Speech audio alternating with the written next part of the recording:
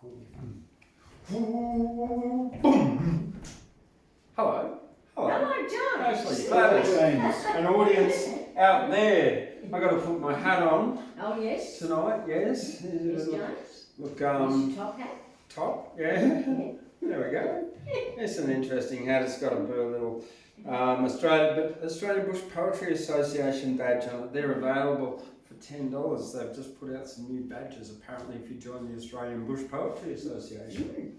Well, welcome, and let's acknowledge the traditional custodians of the land on which we broadcast and right around the continent of Australia.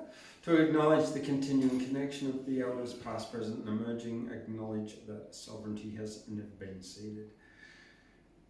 Right, so what's been happening in the poetry news here in the Australian Poetry Hall of Fame? Well, I've been looking at CJ Dennis over the last few weeks, learning about him and reading out some of his stuff on a Tuesday night, and because he's going to be the next one that I draw for the big portrait gallery in there. We've had a lovely Easter with lots of visitors coming through, and tonight I'm going to focus on, well, first of all, CJ Dennis, and actually, before I start, I might as well mention Sky's poems. I've got one from Sky here, who's away in Melbourne visiting her mum and sister at the moment. And this was one that she wrote for the Dirty 30 Challenge on Facebook, the 30 days of poetry prompts. You can join the Dirty 30 Challenge still and write a poem a day. And Day 4 was about steps of a dream turned to reality, and she wrote this sort of expanding, I think it's called an acrostic poem. I, as you, stand, looking, I dream of a land without hurt, greed of man, which has led to death. As my death for your flavour, a sweet child, a friend, a saviour, a soul to save a soul that shows a favour, lifting me from the pen, a red and white and black hen, groomed to pet and live out my life in the comfort, no strife. But for what?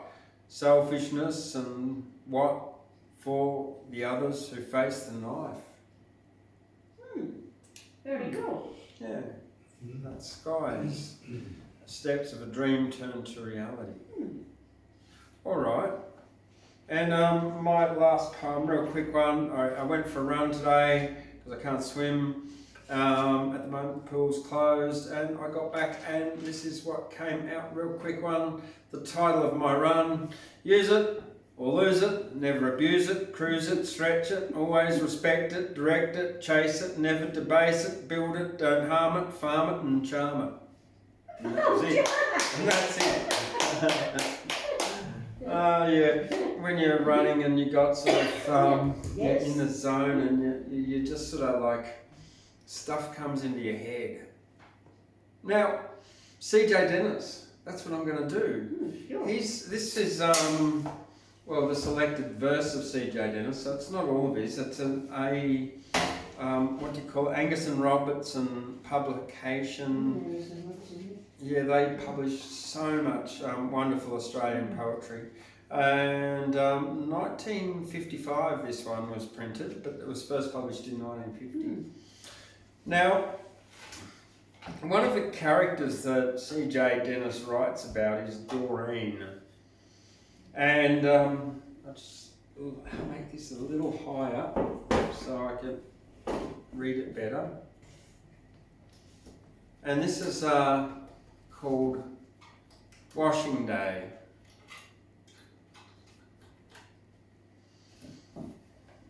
The little gypsy violets, they was peeping through the green as she came walking in the grass, me little wife, Doreen.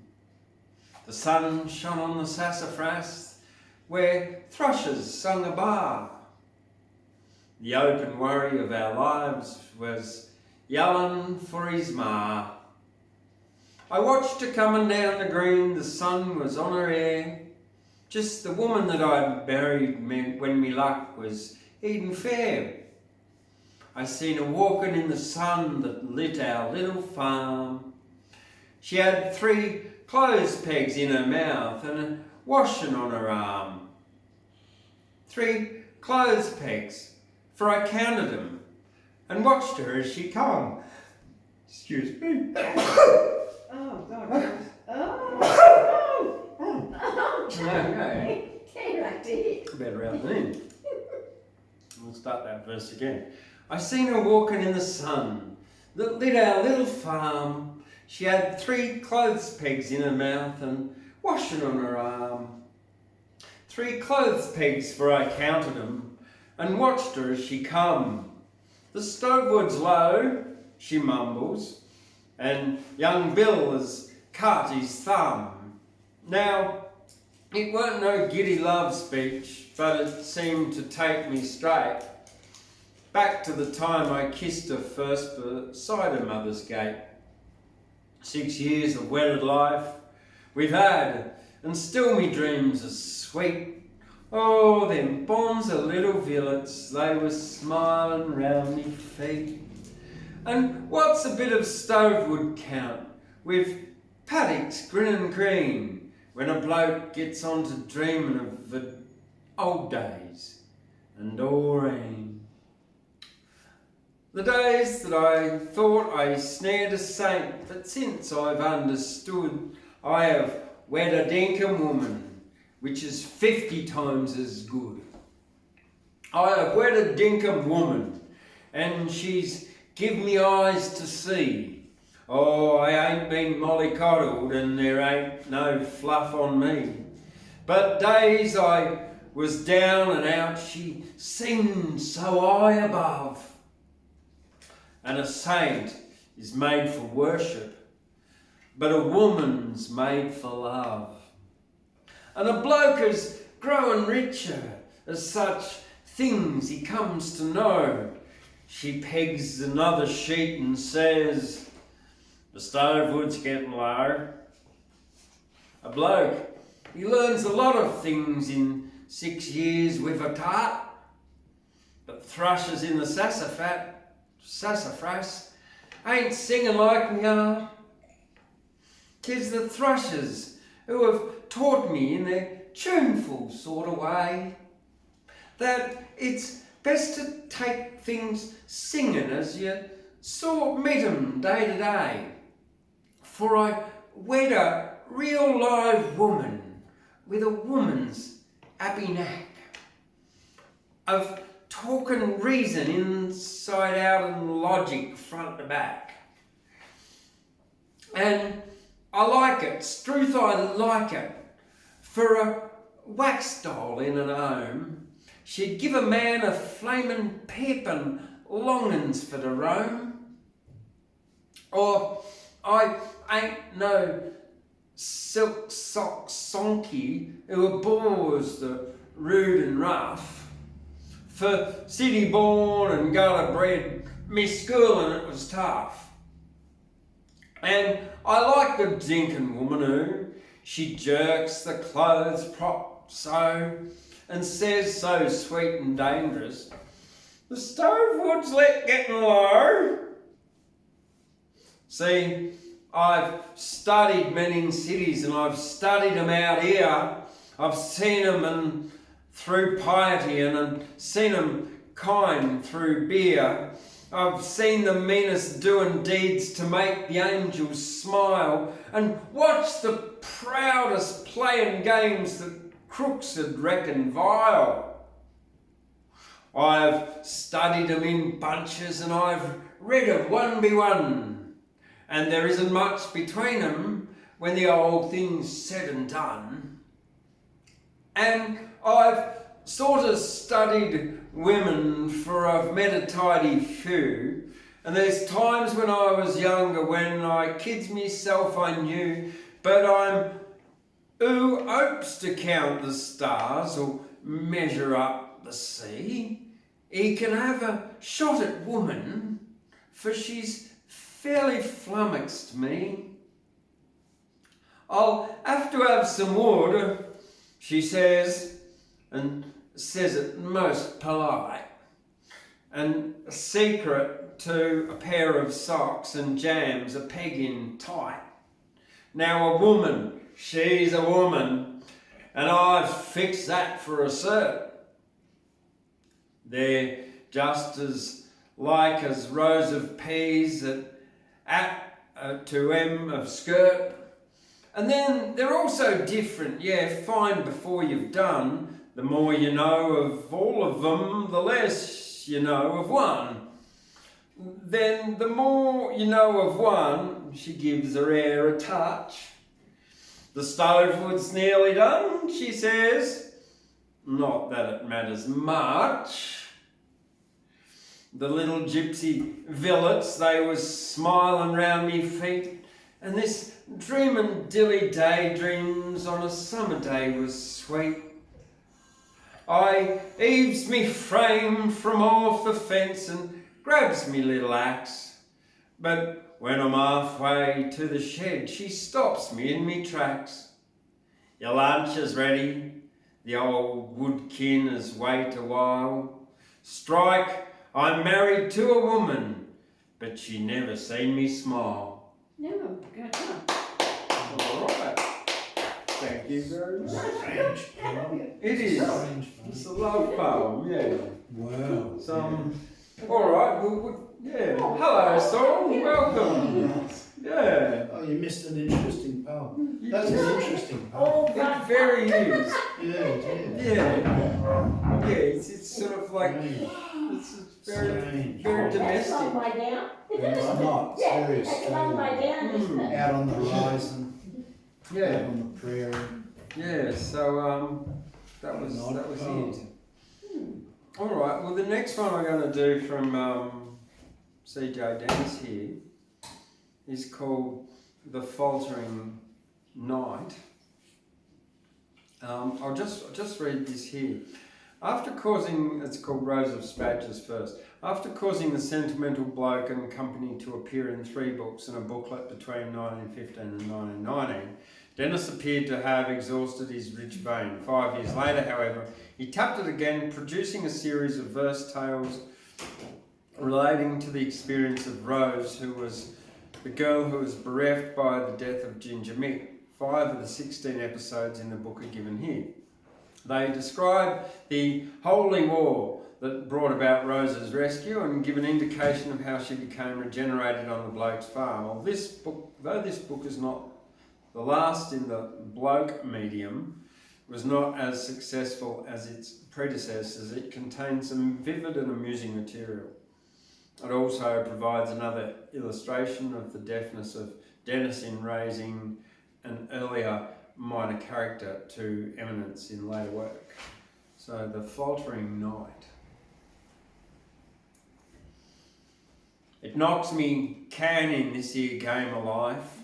A bloke gets born, grows up, looks round for fun, dreams dilly dreams and wakes to find a wife, and family round him all his days has done, and gazing back he sees his youth a man, scarce recognised his fair knocks in me can.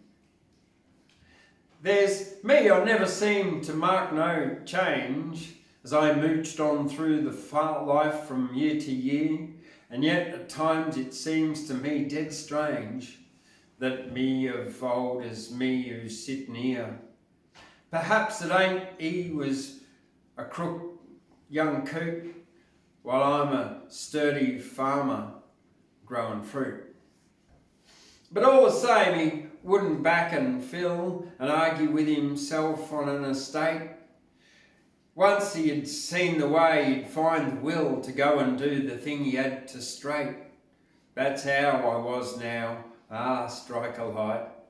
Life gets so mixed, I can't get nothing right.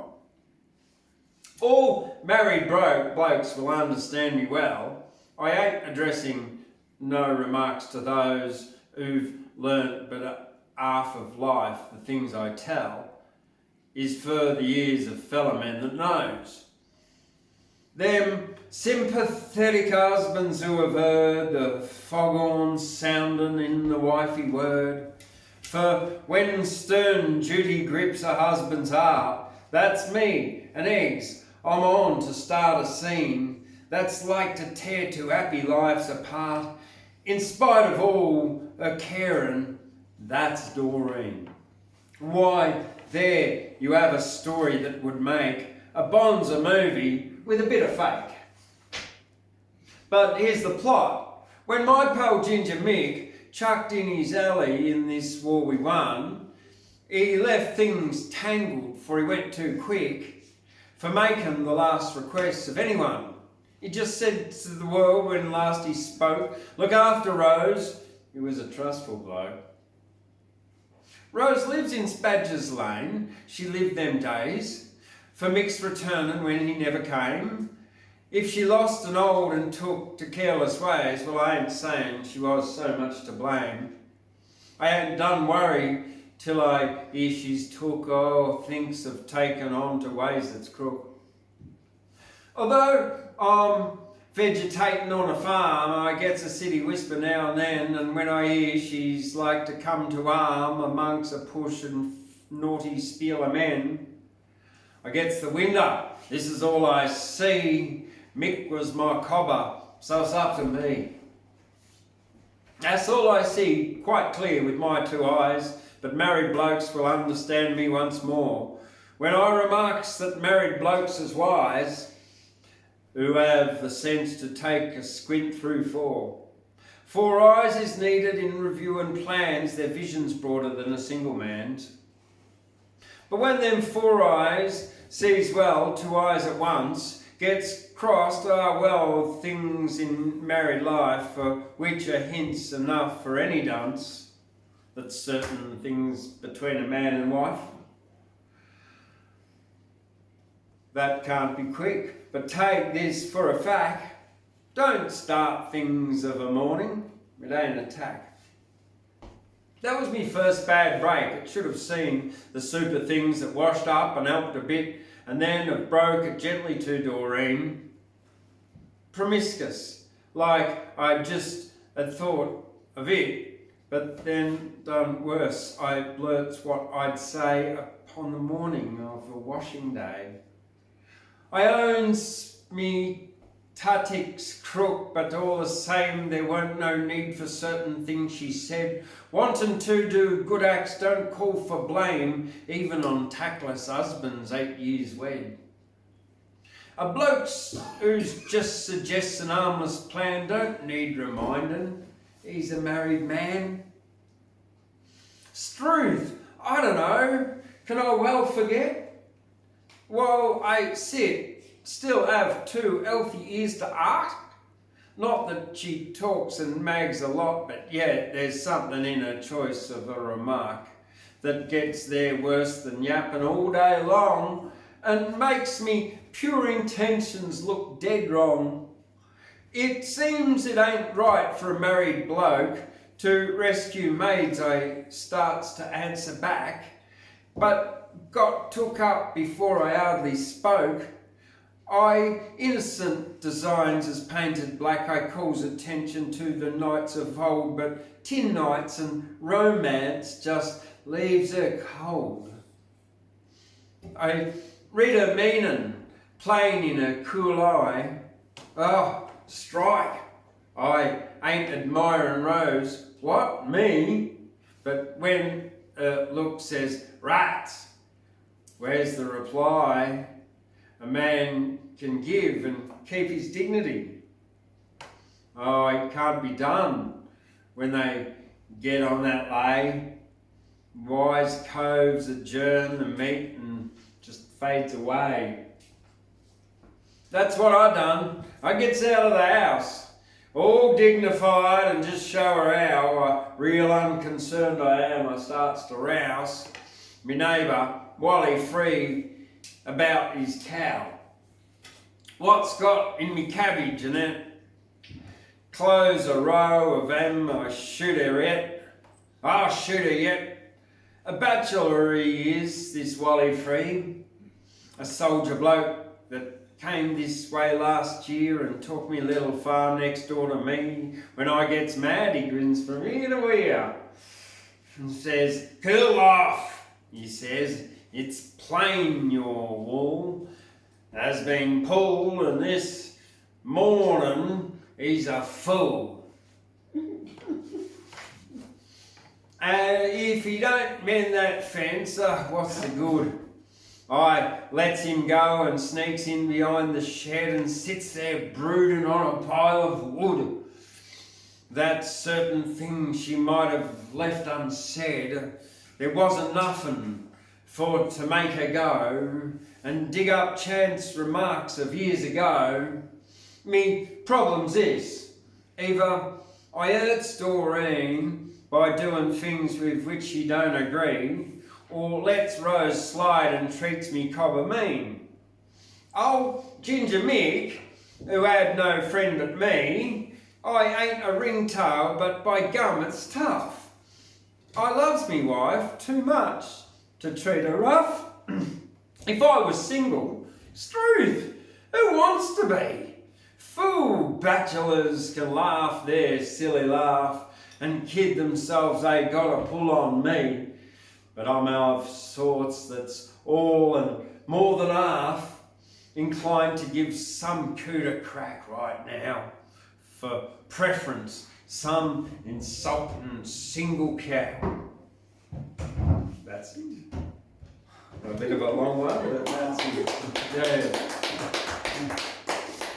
All right, well, Gladys, would you like to do Well, actually, oh, I was thinking about CJ Dennis and James. Before it falls on the floor. No, I was thinking about Pick him up. CJ Dennis and my sister Natasha's fascination with him. Well, thanks, James. Well, here we are with our ruler. This is Atto's ruler tonight, better known as Plato. He would give us the ruler, then he would give us the picture of the ruler. Forgive me while I finish. To draw the, no, I'll stay here and draw the picture of the ruler, which is done thus. And he would then say, well, we have the picture of the ruler, approximately 30 centimetres. And then we have the third ruler. He always puts it as a picture of the man, a picture of the man, and the third man. But I'll stick to my one ruler. Do you see the third? I do, and you do. So much for Atto's ruler. Now, in this world of thought, I have a little ditty and then a comment about one of James's poems last week that he knew I would write in reply to his poem. As he wrote it and read it, he knew I would reply. His ratiocination about Nietzsche and self-actualization was fairly mild, and so is my reply. I suppose the point being we need balance in those things. And some of the people who followed Nietzsche and Heidegger, one would say, lost their balance. This is called Talking Coupures. It was a friend in Paris sent me this shot of this great telegraphic pole, or electronic pole, a movie they've just made, and it spruiked the movie and said how funny it was. So I looked up coupure in the Cambridge dictionary. I like the Cambridge sets of definitions for dictionaries, and so I wrote this poem. The ultimate space surrounds the only fence post, once sentinelled, its family bestrode both sides. Does the aroundness stretch to another post or trunk, or two letters O and R to find themselves? Choice of things, infinity of wall. And this is relating to James's thoughts on how we should strive and not give in and become obdurate champions of tenacity. My dad thought of life in this way, and he would always use the image of a bowman, and he would say, look, if I do that, what happens? And we'd all say, Dad, the arrow goes a lot further. And so it does. That was always his image. He'd pull the bow back and he'd say, if you pull a little bit more, you little childers, the arrow will go a lot further. And that's true, isn't it? So, well, James, you've set me quite an ask. The task of measuring the power of positive thinking.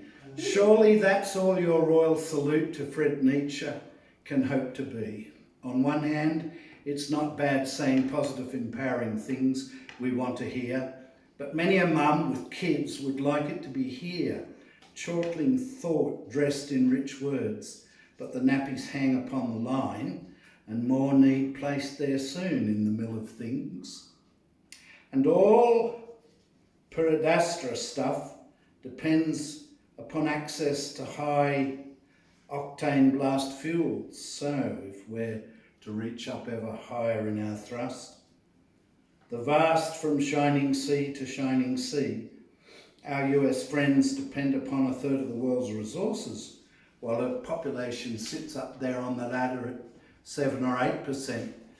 To keep her buoyancy, just that, she needs that rich respite of energy. Light to jolly us, enlighten us along, comes from the burning log, encapsulating all the harvest from the sun, and in the earth's buried embers rides back again. So saying, all this freedom stuff, our freedom to surmount and joy in views down from the ladder's side, depends upon the trunks in our domain, to ladder from and ladder to and spring up in the root of things.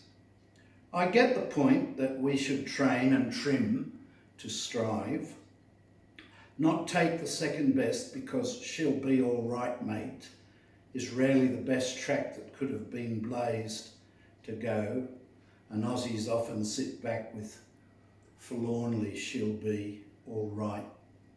Yet always it's a question of balance. Self-actualising can easily become a quest for single glory that silences the other fellow's right of voice and way.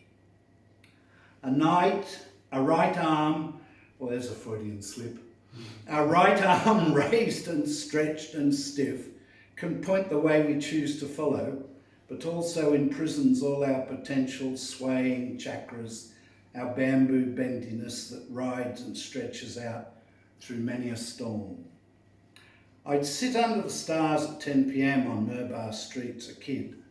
Not long ago, bending to the river under the stars, the streets go down to that once banked rush of cedar timbers. There'd be little traffic over half a century back, and I'd think as I lay or sat there with yarning friends of Freddie Nietzsche or Rainer Maria Rilke, I'd think of transvaluing values, of making my own set of ethics with their own inimitable personal index, my own. But always I'd have an ear cocked. So if I could hit the curb and guttering, scurry from the asphalt quick. Well, so cruel but just bearable down my spine. That asphalt sits there still and the bright stars pricking up above. So truck or taxi, bus or small town car would leave me transvaluating, awaiting Godhead amongst the side of things in the gutter there. The car rolled on where I'd once been, still on the side of things where traffic rushed. Though in those days, the 60s now, looking back, we'd often went home, gossiped and philosophised to the full without any traffic disturbing our before or after. It was to be true, sometimes and oftentimes no one came along a Murbar Street in 64 late into the night. Ah, Freddie, God may be alive or dead or both, but still the traffic flows. Ah, nature. Well, that was my life as a 14-year-old. I used to sit there. I'd have these drinking sessions of thought, with Nietzsche, and I'd sit there thinking, well, it's great to be a hero and to thrust forward onto the horizon. And here am I transvaluating in the middle of the road. I'd lie down with my friends with the stars ablaze, and I'd think, well, it's all very well until a truck comes along. Well, the life and times of Moolumbar kids, they haven't changed much, except I imagine that poem with an image of the kids on the road looking down and seeing traffic lights now, because there are traffic lights now. I think I've mentioned here once before, it is interesting social history. In the middle 60s, we would often sit in Moolumbar High School and talk about being in Wollumbin Street on a winter night and how long, 15 minutes, 20 minutes, we waited for our parents to come without a car, going down the strata that's now packed with red and amber and green light 24 hours a day. Ah, well, I remember well. Now, I thought I would read two poets who come from the spectrum of partly New England in Anne Edgeworth's case, and very much the teaching and development of language and culture at Armidale in Julian Croft's case.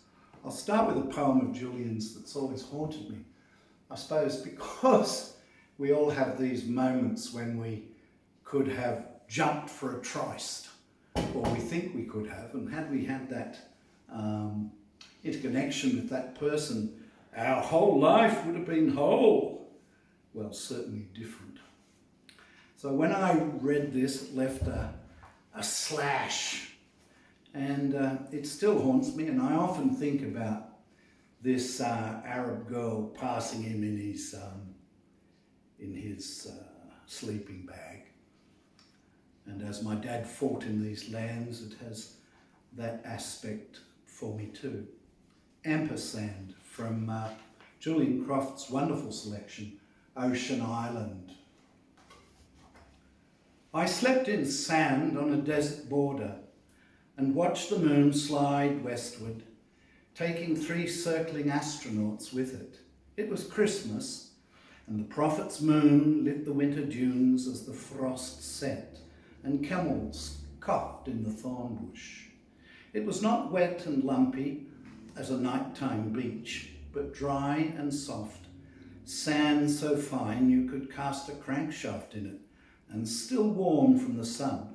And after 30 years, I still share its shape, feel it through the post-postopedic support of a career, marriages, and kids. Sometimes so clearly it seems I haven't lived since, but have woken in the middle of the night to see a Fulani woman leave the bus and walk too close, twitching her cloth of gold, looking back at the shape of a stranger in the sand, caught in his own orbits, unable to move, suspended on each grain of the cosmos, watching a conjugation of the stars that comes round only in the here and now.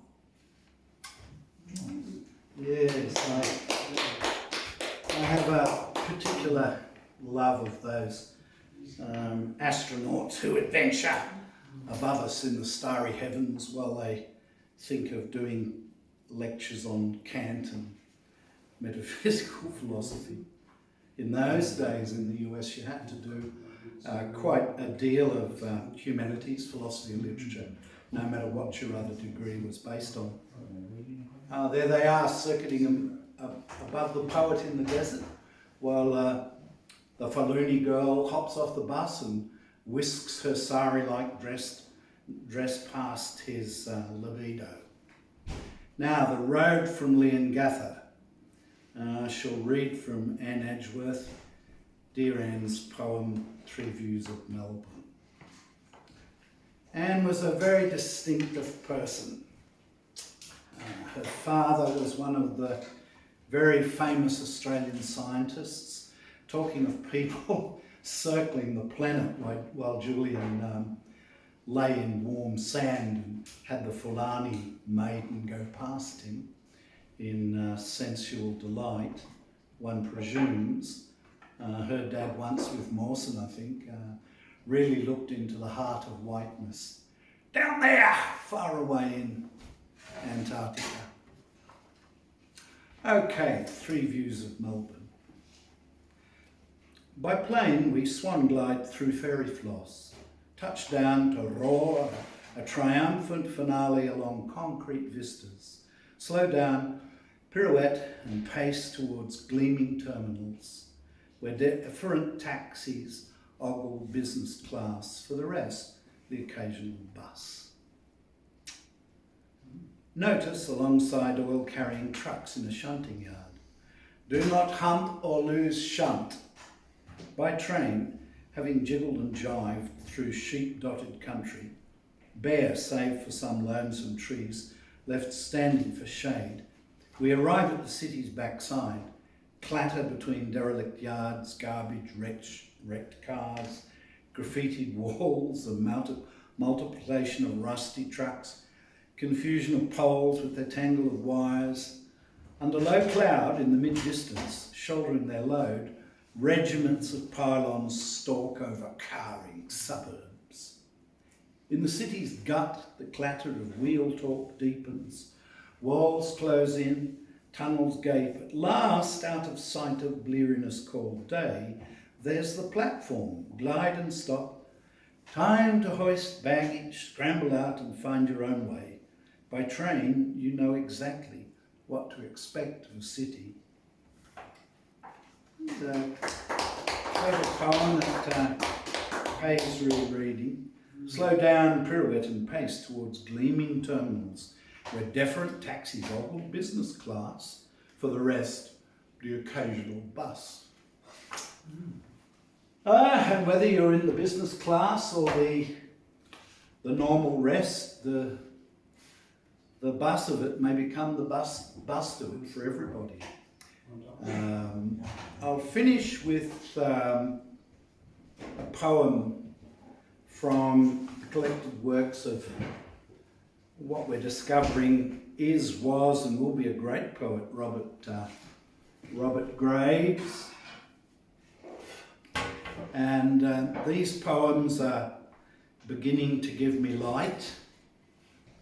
They have a tone. A lot of Graves' poems have a tone of someone free of the Edwardian and free of the Georgian era in terms of English culture, but still carrying the best of it with him into the space age. A remarkable writer, I think. A short poem in 4 stanzas,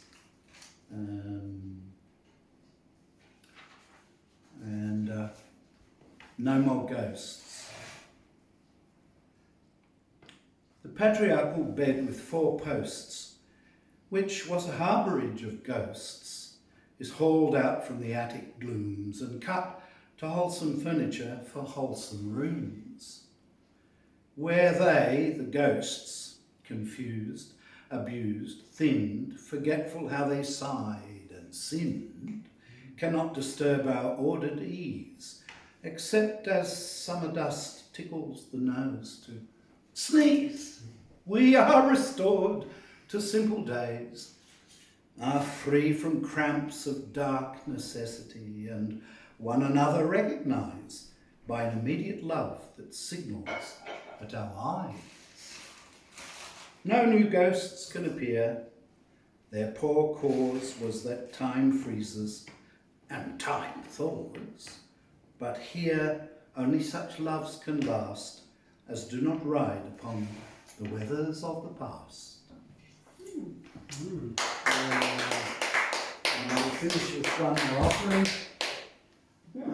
As I was reading that tonight, I thought W.H. Auden was chewing gum over my left shoulder.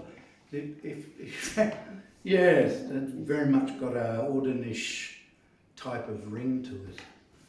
Well, looking back across 6,000 years of ideograms and scratching on tortoise shells and sandy beaches and marble and ivory, we dip into the anthology of Chinese literature at page blah blah blah, and we read,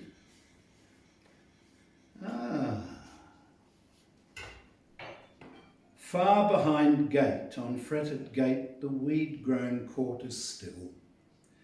Curtained windows forlornly face the autumn emptiness. Feathered banners all are gone.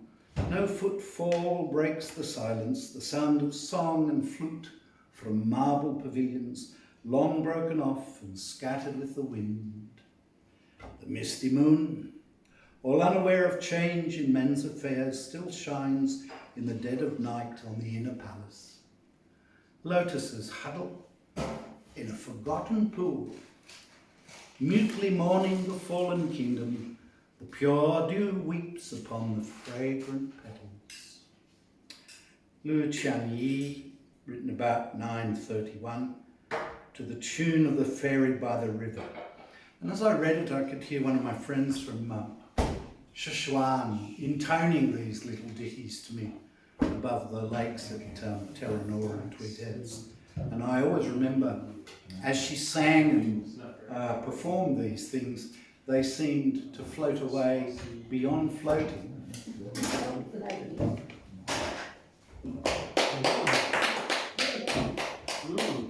They were a wonderful experience, actually. To hear them in the original was quite wonderful. Yeah, that was so. I guess it won't be called synchronous that you've just done something about ghosts, because this week in the Dirty 30 Challenge there was a. And then that was serendipitous, which was about ghosts. There was one about the challenge was to write a story from the perspective of a ghost, and yeah, coming back to tell its story how it was murdered. So I ended up doing, getting 3 out. The first one, if I can find it, well, it's Michael Jackson. I suppose I have to do it in a Michael Jackson voice. I don't know, John. Hey children, welcome to Neverland. I don't know, that's about as best I can do. Yeah. Oh, this floor's not slippery enough. Yeah. Okay. I'm the ghost of Michael Jackson. I was the world's favourite black son. My doctor was kind of my killer. Sorry, but this is no thriller. However, he's not really the one to blame. I really couldn't cope with the pressure and fame. At night I'd often weep. I just needed something to help me sleep. I was torn apart inside my head and felt I'd be better off dead. I'm in a better place, don't cry. I left your music, even though I didn't mean to die. That's the ghost of Michael Jackson. Now, from Michael Jackson, well, Elvis came into my mind. Now, when Elvis passed in 1977, I remember this very, very clearly because my parents and myself, my 2 sisters, had gone on this holiday to England and around Europe with my parents, and we were walking across the London Bridge, and my mum and dad were talking about some fella called Elvis who has just died, and I'm like, well, who's Elvis? Anyway, I know now. So it starts with, please read this with an Elvis voice. So I've got to put on my Elvis voice, and deep in Tennessee-ish. Howdy folks, my name is Elvis. I love to shake my hips and pelvis. I sung good songs, but I was a nutter. I died from bacon, jelly and peanut butter. And in my time I was the best, until I had a cardiac arrest. Valium and Demerol were my crutch. I'm dead now, thank you very much. Who wrote that? Man. I'll do it again. Yeah, all right. I'll do that again. Do it again. That's very funny. Yeah, that's funny. Do it again. Howdy folks, my name is Elvis. I love to shake my hips and pelvis. I sung good songs, but I was a nutter. I died from bacon, jelly and peanut butter. In my time, I was the best, until I had a cardiac arrest. Valium and Demerol were my crutch. I'm dead now, thank you very much. As I'm writing it, I'm like, this has to finish with thank you very much. What was his crutch? What rhymes with very much? Yeah. He used to love saying that too. You did, Thank didn't you? you very Really? much. Yeah. My sister, younger sister, used to go mad and she'd have all these photos picked up on the bedroom wall. Oh, yeah. See that Elvis vibrating. Yes. He didn't even live to 50, Elvis. No. Michael Jackson got to 50, but Elvis didn't. Elvis in the kitchen. You have got one. Excellent. Oh, All right. Well, the other one, the third ghost story, I really got inspired, and then in 1921 there was the Gyra ghost. So I guess this should be done in a female voice, but it's not going to be. I've come to visit to let you know that 102 years ago I was famous as the Gyra ghost, throwing rocks at night that rattled most 50 men around a house with guns, beginning April Fool's Day 1921. No, that's not It true. is.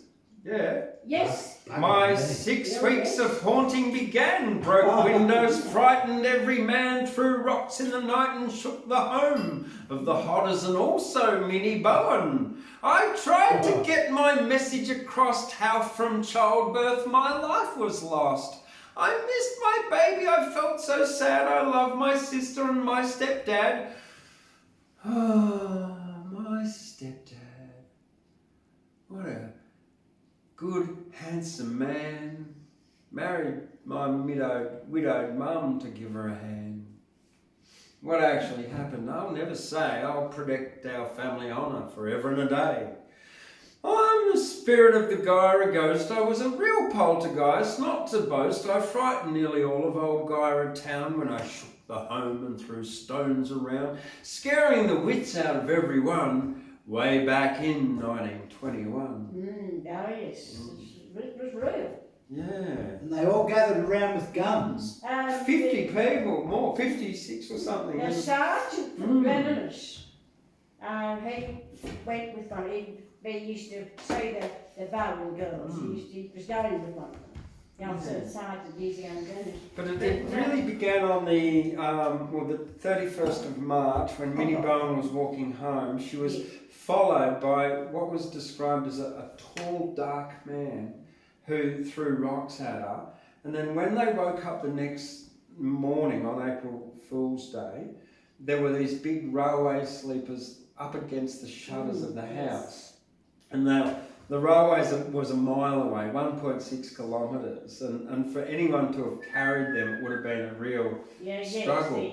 And who would? And then over the next 6 weeks, these rocks would fly out of the night, and the house would shake, and from the inside it appeared it was outside, and from the outside it appeared it was inside. Oh, And they've sent up mediums, they've made world news, like white world news, and really, after 6 weeks she was sent to Glen Innes. Well, the medium said to her, "Oh yeah, it's your sister contacting you because Minnie, who was 12, was looking after dead sister 21's baby, and that dead sister 21 had apparently, allegedly, could have had the child of her stepfather, who was 28, and her mother was 45. So the stepfather, 28, was married to a 45-year-old. So quite possible that he had a thing with a 21-year-old. Yes, it was all, my neighbour that lived over the road, he lived in that house. He was related to the Bowens, because his grandmother was married twice and she was married to a Bowen. So But yes, they lived in the house, but Henry Williamson was the last the one. Horace house couldn't be lived in, and then they moved into the Bowen Still house. renovated. And like the rocks that were flying out of the night were coming from further than the lights around the house. Yes. oh, do it again so anyone listening now has a better idea. Oh, they can replay it. Yeah. Mm. It's a very strange poem too. Yes, no, really, it's But from the perspective of that. it's almost like the thing in our dam, wasn't it? We should get a bus and go up to Toowoomba and go to the railway station where the station master's wife died in that tragedy, and each of us write a poem about her ghost. Yeah, well, the National Bank over here, there was Here we are. What have I got next? Another poem for you anyway. We'll move right along. Well, this is another spooky one anyway, but this is the one made up. Old Mrs. Moppet, who lived down the street, loved all the local little boys and girls to eat. In a house on the hill at the top of the town, with a telescope in her attic, she'd look down and decide who she'd invite to come up and play. Then cook them up for dinner and lunch the next day. Roasted and fried and served up in pies. She had jars on the shelves of pickled kids' eyes. Each Friday night she'd drink 7 beers and snack on the remains of dried pickled ears. One day little Johnny escaped from Mrs. Moppet. He wouldn't take it, nor would he cop it. He returned with a lynch mob gathered from the town. They went up the hill and burnt her house down. Mrs. Moppet now lives homeless on the streets, but she hasn't changed how or what she eats. Abducting small children, walking alone, and eating them up when she's all alone. Yeah. She would be after she ate them, that's for sure. It's like the walrus in the carpet, isn't it? That's not a family program in poetic study. Definitely not. No. Saul, would you like to come on up? Or Gladys? Gladys, actually. Gladys, yeah. Just pop. Yes, actually, that's what really happened over there years ago. Yeah. The book published in 2019, Hunting the Gyra Ghost, is probably what was really good, well written and easy quick read, but really went into it as much as they could find. Yes. Well, this is I bought the old 8-day clock in, so I did so. Well, good evening, everyone, and hello out there. That's everyone. The 8-day clock. This old 8-day clock had remained silent over 30 years or more when found amongst the dust and clutter inside the second-hand store. Many years have gone by, yet the clock still stands alone and chained, with dust and spider webs now covering that beautiful carved old wooden frame. A couple of riders passing by had decided to stay and went browsing in the shop on a very cold winter's day. With so much joy and excitement, could not contain themselves, while gazing at the pile of books left scattered on the shelves. Many strange things were about to happen, like nothing ever before, when hello came this little voice from behind the old glass door.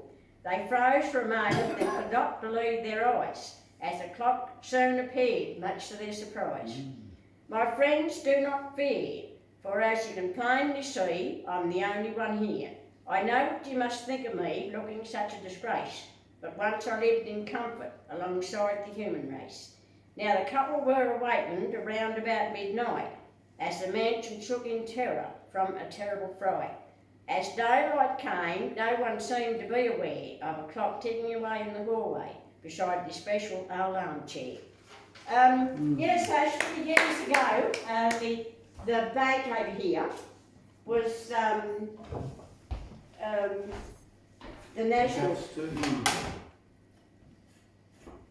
Was there a ghost there too? Well, there was a girl murdered there in the bank. Right. Oh, accidentally. She was shot accidentally. The bank manager, his wife, because they thought that they were being burgled. Oh, And, what a yeah, terrible and story. she got up at any rate, so she could see somebody moving. Anyway, she fired a shot in the dark and hit the girl that was working there at the bank. That happened in the National Bank over there years ago. Of course. Gee, what year was that? I think it's 660. no, early 1900, 1902 or something. Oh, right, when people didn't quite know what they were doing. Yeah. But anyway, yeah, so she was, yes, the girl. Well, I'm going to get all preachy here.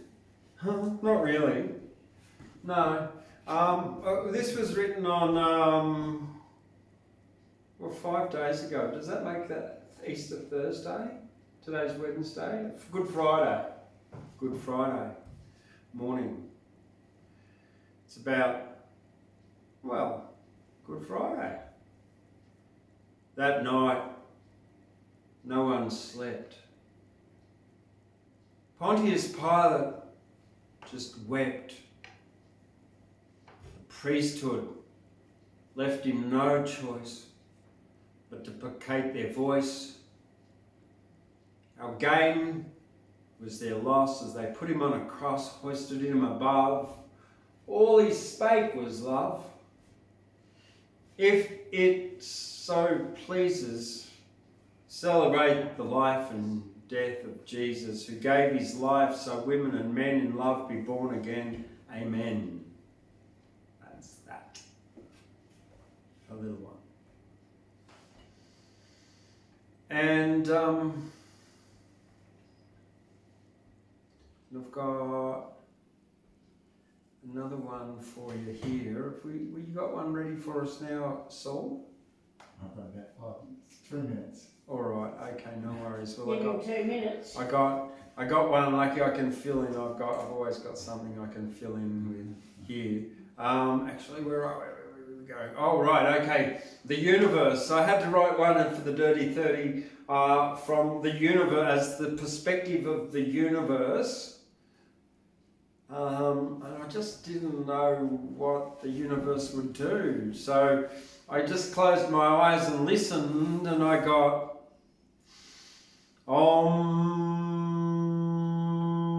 one verse.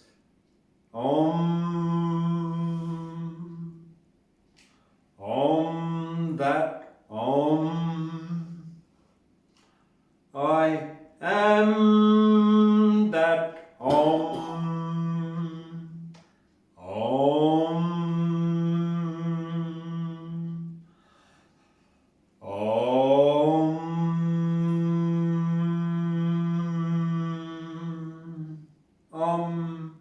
universe.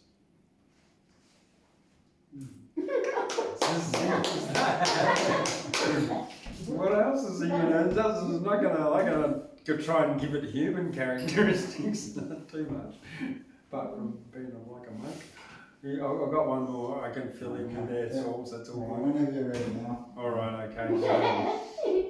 Okay. Don't know what's unedited, I've just written half of it now.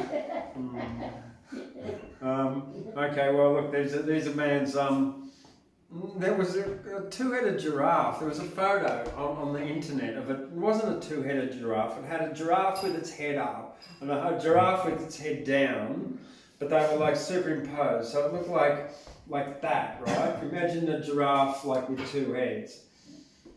Yeah? Alright, good. There once was a man from the south coast who pulled out his penis to boast. The girls had a laugh. It was as long as a giraffe. That south coast man had the most. Edit. Post. There once was a two-headed giraffe who make his girlfriend orgasm and laugh. He'd use one head as a dick. His long rough tongue would lit until she'd squirt and laugh. Whoa, okay. Now that was that. Thanks, Saul. Oh, The rude one. good. The rude giraffe. The wanderer. Alright, well, look, my next ones are all nice and loving and like, they'll be like yours, so. I know, mine are going to be heavy today. Oh, cool. Thanks. Not really. Bit of humanities creeping through. Well, this is the one I've just been sort of writing on now, so I'll just go for it. Part of it was written and I just sort of spent the last few minutes writing another piece, so we'll see how we go, see if there's any stumbling blocks. Okay.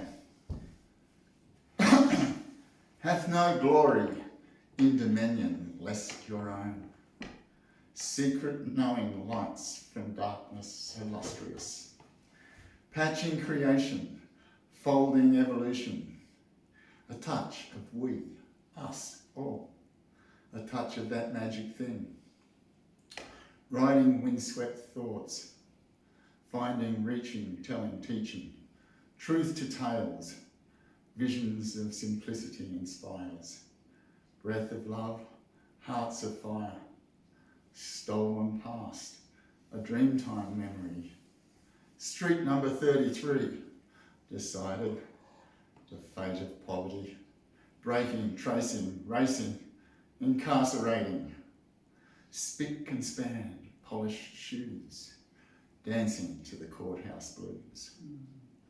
Uncle, father, mother, son, daughter, matey, brother, born regardless of genocidal adversity, cultural appropriation, 100 years of stolen wages tell, so much to tell. Listen to the past, as we do on Anzac Day. Work to make it right, hold our history in the light, and the truth found, to make today a healthy, altogether history. That's that one. I like it. You can probably tell what that's about. I hope you can tell what that's about. It's pretty important stuff, I think, sort of making our history a right. We can never make our past a right thing because there's always things going wrong in the world, history's like that. But I do think as we step forward into the days of our near future, we should really think about making some big changes to how we treat our people. You can always tell, they say, by the lowest common denominator how things really are.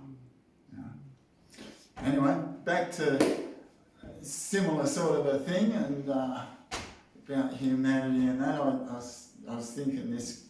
I sort of got the thing for these couple of poems tonight because of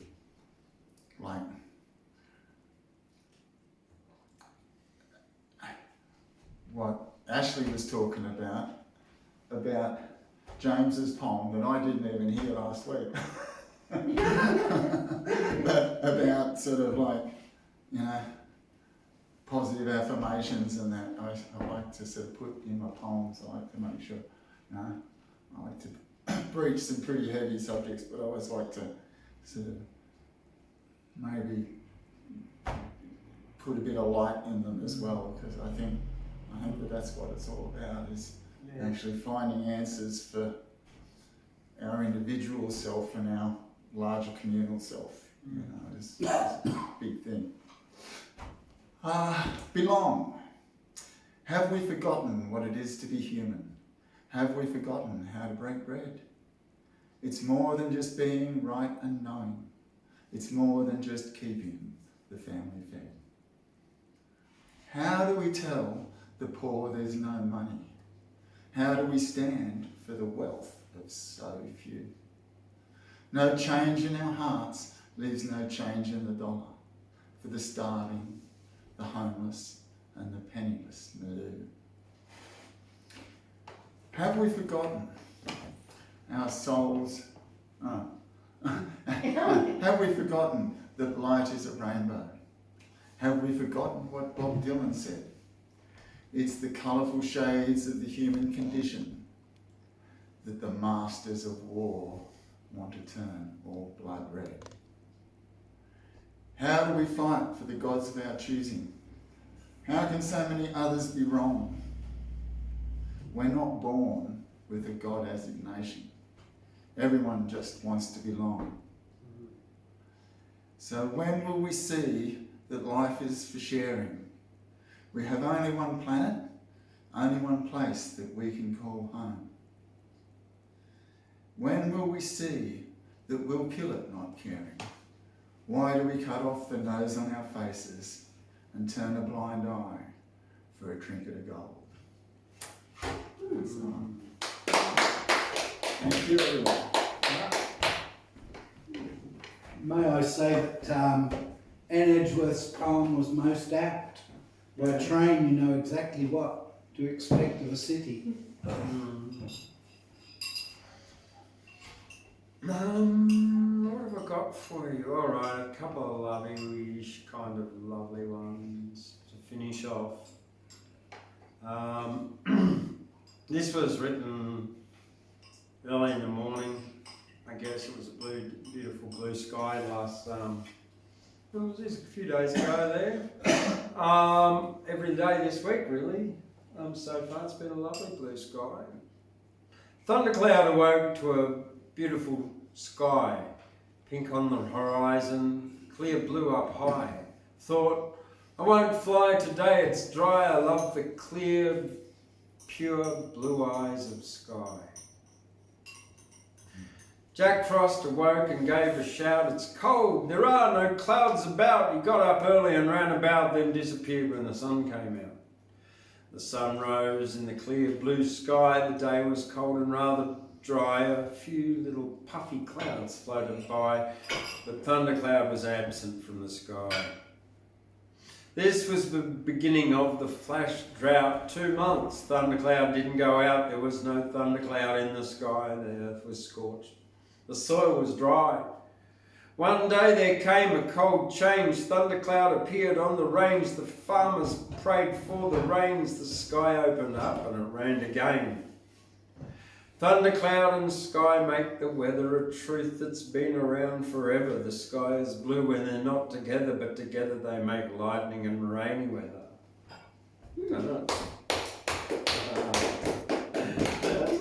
A love poem disguised not as a love poem. That's it. But it's quite obvious, isn't it? Only to people who know. Only to people who know about Thundercloud and sky, yeah. And if you've been watching Chillin' Tuesdays, people kind of working shit out. Where we go, I've got one more little one, a gratitude one. I love cold showers and early morning hours. Lightning, thunderclouds that fly in the sky. I love the light, the moon, the sun, plus having fun, yoga dance, Hawaiian shirts, beads, birds, ants. I love breathing deep, exercise, getting sleep, swans, dove, ibis, herons that fly in the sky. I love to see you laugh and smile. It's been a while because it's true. If you're listening to this, I love you. Yes. All right, and that's it for me tonight and everybody else. So thank you very much for coming, the faithful and the faithful for joining in there out there in Facebook and YouTube world. Who, if you've really enjoyed this, please hit the like button, a thumbs up button on Facebook, YouTube, isn't it? And subscribe. Thumbs up. Thumbs up. Yeah. Yeah. All right. Back in the day, my grandma used to do that, and that was the equivalent of that. Yes. Like you do that, and it was like doing that, yeah. Yeah. But now it's like, hey, good on ya. They're not Facebook, now. It's Americanism is the Yes, actually, so okay. things happened Yeah. many And years so we went ago. from the English It's of being up strange your ass Mm. to the American it's Got okay. 20 mate. people from around Yeah. here. All right. Well, thanks for joining us. See you later. And that needs to change. Yeah, the- yes.